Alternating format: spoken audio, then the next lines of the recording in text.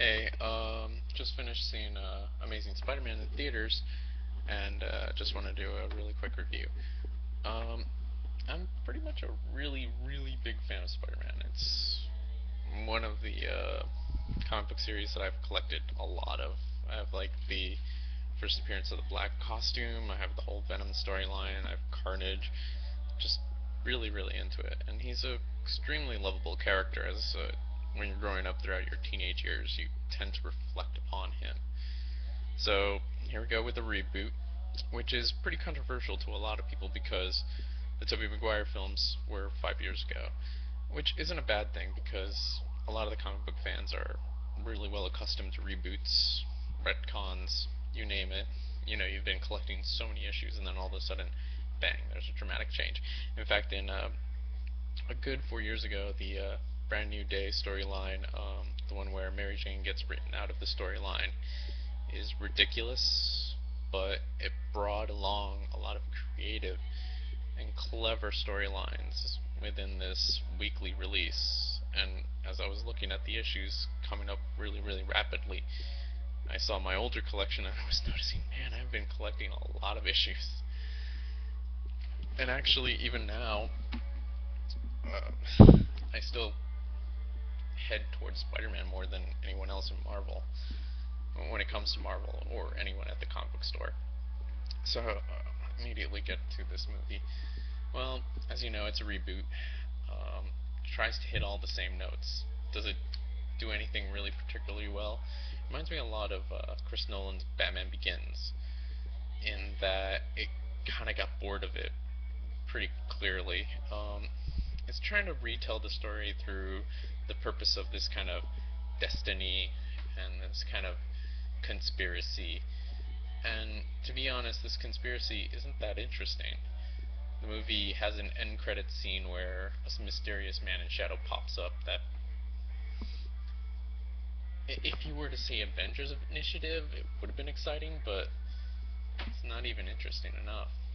Nothing iconic, not even a pumpkin bomb or anything like that. Um, Again, this is more along the line the Ultimate storyline, which was drawn by Mark Bagley and written by Michael Brian Bendis. It's very clever. It's very interesting. Um, I think this movie nails a lot of what the teenage angst and that teenage love of Spider-Man is. And I don't know. I mean, like, it kind of drags a lot. It kind of lingers a lot. There's an, it's like it's kind of in an awkward phase. It's doesn't really have right enough pacing. This movie.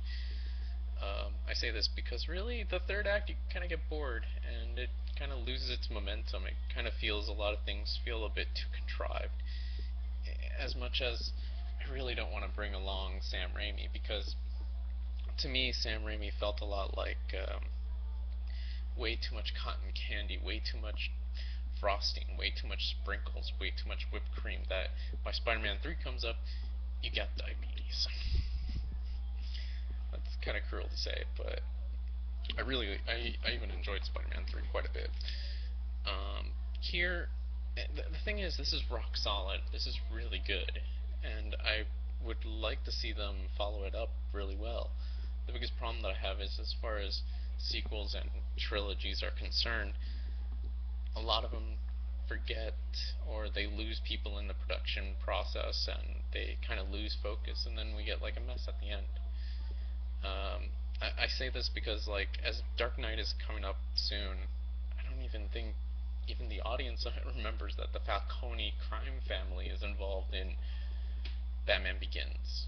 So that's what I mean by like the problem that I have coming forward with this. Speaking as a Spider-Man fan, again, that's why I don't want to bring up Sam Raimi because I'm just gonna talk about my endless love for him. This is pretty good. I mean, Andrew Garfield is. He's got it all. He's got the humor, he's got the anger, he's got that teenage romance, he has that inquisitive scientific aspect that I think he went far and beyond what we wanted, and he's really great. He's wonderful. He's the best. Emma Stone is the most cutest girl in the world. A scientist girl who wears a miniskirt and high thigh boots. Yeah, I think everybody in the world has just fallen in love with her, and she's perfect. Underrated was Martin Sheen. He does a really clever job of being an Uncle Ben without saying with great powers comes great responsibility. One flaw is the lizard. I can't pronounce his name right. Reese Ifan. He's he's solid. He doesn't tend to hit the melodrama or the camp too much, which is kind of a good thing. But then near the end, you're kind of not interested in him when he's become the full-out lizard. And even still, the whole lizard design doesn't quite work too well because it's kind of not that interesting or not that menacing or not. It's that's the problem with this film. It's kind of in this kind of weird kind of like, well, it's pretty good. It's not too much over the top. It's not too bad. So, like, this lizard design is kind of meh. I mean, like, the cool thing about Sam Raimi's Spider-Man movies was he kept trying to do things that were practical, like Doctor Octopus's tentacles were puppets throughout most of the close-up shots. Then when you zoomed out, they were actual CG monstrosities. But still, they were puppets, and they were really emotional, effective, and going some of the best scenes in Spider-Man 2. I don't know if, like, Reese could have added a little bit of melodrama, or he couldn't, or a little bit of camp, or he shouldn't. This is a weird thing. I mean, like, there's a hint that Green Goblin might be the next villain, or Norman Osborn, or something. But the Lizard was kind of boring, and I mean, I have a lot of Lizard comics, and he can be an interesting villain. He can be really menacing, but here it's not. One underrated performance is Dennis Leary. With the lack of J.K. Simmons, which probably was the biggest thing that disappointed everyone about this film, Dennis Leary adds an interesting type of humor, and he adds an interesting emotional aspect. He's good. He's really good as Gwen Stacy's father. There again, Gwen Stacy also explains her own emotional attachment with him, which again adds another great level. I really hope that at the end of this film, without spoiling it, there is a very important thing that Gwen Stacy says about him and how he relates. And if the movies are going to go where they are going to go, it's pretty scary. I don't know if, like, again, that's the thing that I'm afraid of. I don't think they understand. Maybe they could, maybe they don't. I mean, Batman Begins is kind of treading in that territory where they don't understand what the first film was trying to achieve. So they're gonna make up shit, because Dark Knight, they kind of went all random. Here, and the Sam Raimi films, they did an interesting thing setting up an arc between the relationship of Peter Parker and Harry Osborn and Mary Jane. It was interesting. It was amusing in its own Sam Raimi lunacy. Overall, what do I say? It's fun. It's a lot of fun, this movie. It's good. It's very good. It's interesting. I want to see. I hope they do a good job with the next one. I don't know if they can. That's the problem. Um, does it beat out Avengers? No, hell no. Hell no. That's kind of the biggest disappointment about all of this. Batman's going to come out soon.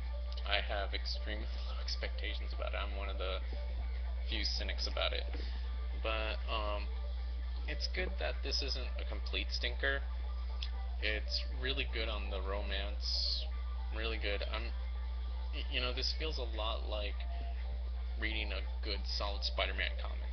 The humor's there, the romance is there. It's really good. I just wish it was perfect. Again, I'm gonna bring up Sam Raimi. He added so much that didn't need to be added, and he made it perfect. Like adding Randy Macho Man Savage, J.K. Simmons. In the first film, J.K. Simmons doesn't have much. It doesn't have that many lines, but still he surprises everyone. And I think that's. I don't know what to say. Maybe it's because of the short release. Maybe we'll forget about this in 10 years. Maybe. Possibly. Who who knows? Hope for the best, you know. I really, really wish they just added one thing from the Avengers, seriously. That last surprise end scene at the end of the credits isn't even special unless the next movie is gonna do something interesting with shadows and stuff like that. I don't know, Mysterio? Mysterio is one of my favorite villains, but I'd rather see Sam Raimi do it. Alright, have fun.